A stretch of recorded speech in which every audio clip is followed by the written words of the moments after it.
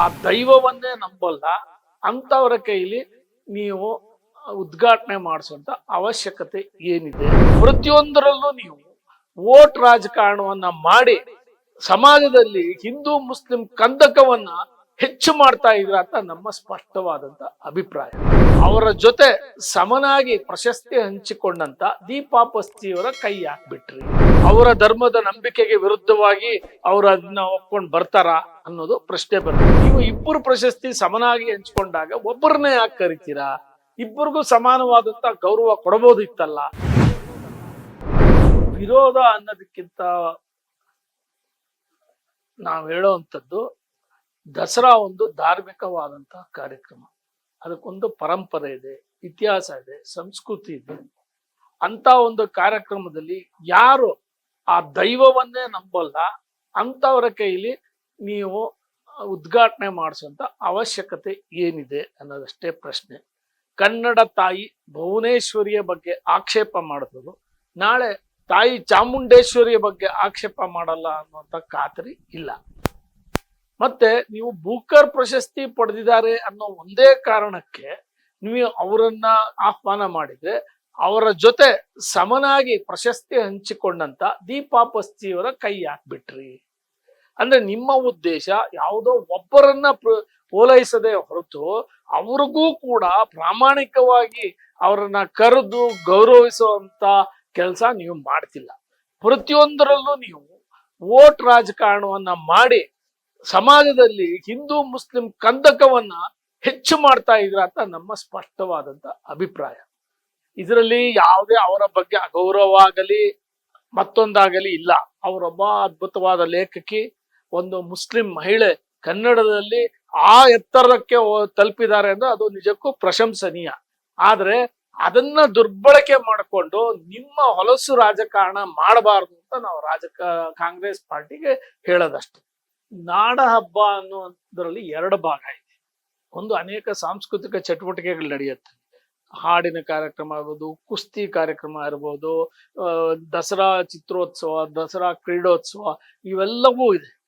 ದಸರಾ ಮೆರವಣಿಗೆ ಏನಿದೆಯಲ್ಲ ಉದ್ಘಾಟನೆ, ಅದು ತಾಯಿ ಚಾಮುಂಡೇಶ್ವರಿ ಮೆರವಣಿಗೆ ನಡೆಯುವಂಥದ್ದು. ಅಲ್ಲಿ ಎಲ್ಲ ಧರ್ಮದವರು ತಾಯಿ ಚಾಮುಂಡೇಶ್ವರಿ ನಮ್ಮ ತಾಯಿ ಅಂತ ಒಪ್ಕೊಂಡು ಬರ್ತಾರ? ಅವರ ಧರ್ಮದ ನಂಬಿಕೆಗೆ ವಿರುದ್ಧವಾಗಿ ಅವರು ಅದನ್ನ ಒಪ್ಕೊಂಡು ಬರ್ತಾರ ಅನ್ನೋದು ಪ್ರಶ್ನೆ ಬರುತ್ತೆ. ಆದ್ರೆ ಇಲ್ಲಿ ನಾವು ಪ್ರಸ್ತಾಪಿಸ್ತಾ ಇರುವಂತ ವಿಷಯ ಏನಂದ್ರೆ, ನೀವು ಯಾಕೆ ತಾರತಮ್ಯ ಮಾಡ್ತೀರಾ? ನೀವು ಇಬ್ಬರು ಪ್ರಶಸ್ತಿ ಸಮನಾಗಿ ಹಂಚ್ಕೊಂಡಾಗ ಒಬ್ಬರನ್ನೇ ಯಾಕೆ ಕರಿತೀರಾ? ಇಬ್ಬರಿಗೂ ಸಮಾನವಾದಂತ ಗೌರವ ಕೊಡಬಹುದಿತ್ತಲ್ಲ ಅನ್ನೋದು.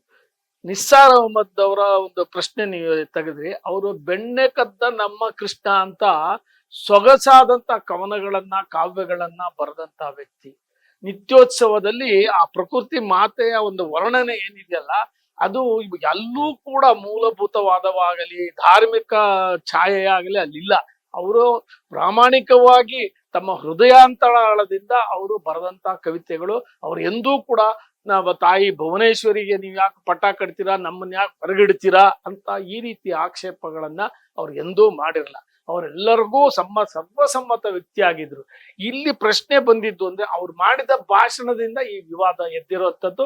ಅದಕ್ಕೆ ಅವರು ಸೂಕ್ತವಾದಂತ ಒಂದು ಸ್ಪಷ್ಟೀಕರಣ ಕೊಡ್ಬೇಕಾಗಿದೆ. ಸರ್ಕಾರ ಮಾತ್ರ ಇದಕ್ಕೆ ಮಾತ್ರ ಉತ್ತರ ಕೊಡ್ಲೇಬೇಕು. ಯಾಕೆ ನೀವು ಕಂದಕವನ್ನ ಹೆಚ್ಚು ಮಾಡುವಂತ ಕೆಲಸ ಮಾಡ್ತಾ ಇದ್ದೀರಾ? ನೋಡಿ, ನೀವು ಸಿದ್ದರಾಮಯ್ಯ ಸರ್ಕಾರ ಬಂದ ಮೇಲೆ ನೀವು ಯಾರ್ಯಾರನ್ನ ಕರೆದಿದ್ದಾರೆ ದಸರಾ ಉತ್ಸವದ ಉದ್ಘಾಟನೆಗೆ ಅಂತ ಪಟ್ಟಿ ನೋಡಿದ್ರೆ ನಿಮ್ಗೆ ಅರ್ಥ ಆಗತ್ತೆ ಇವ್ರು ಹೇಗೆ ಬಹುಸಂಖ್ಯಾತರ ವಿರುದ್ಧವಾದಂತ ಕೆಲಸ ಮಾಡೋದು, ಬಹುಸಂಖ್ಯಾತರ ಭಾವನೆಗಳಿರ್ಬೋದು, ಅವರ ಸಂಸ್ಕೃತಿ ಇರ್ಬೋದು, ಅವರ ಪರಂಪರೆ ಇರ್ಬೋದು, ಅದಕ್ಕೆ ಚ್ಯುತಿ ತರುವಂತ ಕೆಲಸಗಳನ್ನ ನಿರಂತರವಾಗಿ ಮಾಡ್ತಾನೆ ಇದ್ದಾರೆ.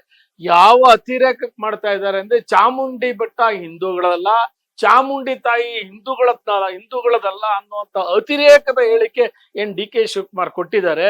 ಇದು ಬಹಳ ಸ್ಪಷ್ಟ ಇವರ ಅಜೆಂಡಾ. ಒಂದೊಂದು ಕ್ಷೇತ್ರಗಳನ್ನು ಗುರಿಯಾಗಿಸಿ, ಧರ್ಮಸ್ಥಳ ಆಯ್ತು, ಈಗ ಚಾಮುಂಡಿ ಬೆಟ್ಟದ ಕಡೆ ಇವರ ಗಮನ ಸೆಳೆದಿರ್ಬೋದು.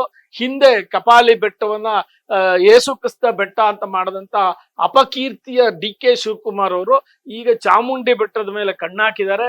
ಈ ಸರ್ಕಾರದ ನೀತಿ ನಿರ್ಧಾರಗಳೆಲ್ಲವೂ ಕೂಡ ಬಹುಸಂಖ್ಯಾತರಿಗೆ ಘಾಸಿ ಮಾಡುವಂತದ್ದಾಗಿದೆ. ಅದರಿಂದ ಇವರು ಅಧಿಕಾರ ಇದೆ ಅಂತ ಒಂದು ರೀತಿ ಅಟ್ಟಹಾಸ ತೋರಿಸ್ತಾ ಇದಾರೆ. ಕಳೆದ ಬಾರಿನೂ ಹಿಂಗೆ ಮಾಡುದು, ಧರ್ಮವನ್ನು ಒಡೆಯಕ್ ಹೋದ್ರು. ಲಿಂಗಾಯತ ಧರ್ಮ, ವೀರಶೈವ ಧರ್ಮ ಅಂತ ಸರ್ಕಾರವೇ ಅದಕ್ಕೆ ಪೌರೋಹಿತ್ಯ ವಹಿಸಿತ್ತು. ಕೊನೆಗೆ ಅದನ್ನ ಚುನಾವಣೆಯಲ್ಲಿ ಜನ ತೋರಿಸಿದ್ರು. ಡಿ ಕೆ ಶಿವಕುಮಾರ್ ಕ್ಷಮೆ ಕೇಳ್ಬೇಕಾಯ್ತು, ನಾವು ಮಾಡಿದ ತಪ್ಪು ಅಂತ.